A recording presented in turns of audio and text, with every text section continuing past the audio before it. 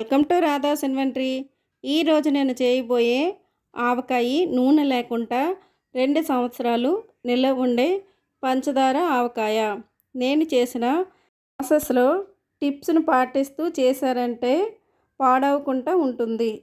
Size 5 మామిడికాయలు తీసుకున్నాను. వీటికి తగ్గట్టు ఇంగ్రీడియంట్స్ను యాడ్ చేస్తున్నాను. ముందుగా మామిడికాయలను శుభ్రంగా కడుక్కొని క్లాత్తో తడి లేకుండా నీట్గా తుడుచుకోవాలి. తడి ఉంటే ఆవకాయ పాడవుతుంది.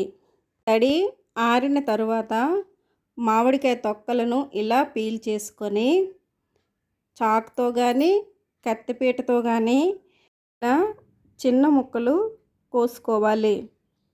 అలాగే 1 కేజీ పంచదార, 2 టీ స్పూన్ల కారం, చిటికెడు పసుపు, 1 టీ గ్లాస్ ఆవపిండి, కొంచెం గడ్లు ఉప్పు వేసి బాగా మిక్స్ అయ్యే వరకు కలుపుకొని పెట్టుకొని తర్వాత రోజు ఊట ఎలా వస్తుంది దీనిని బాగా కలపాలి.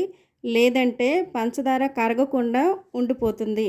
ఇలా 5 రోజులు ఉంచాలి. రోజు కలుపుతూ ఉండాలి.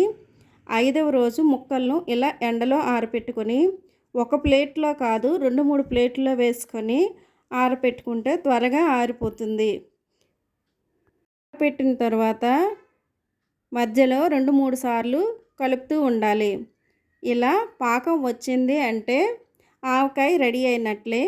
ఆవకాయ తయారైన తర్వాత ఇలా గాజు సీసాలో వేసి స్టోర్ చేసుకోవాలి. ఆవకాయ మీకు నచ్చిందా?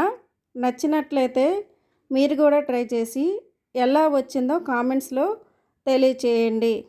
లైక్ చేసి మీ ఫ్రెండ్స్కి షేర్ చేసి సబ్స్క్రైబ్ చేయండి.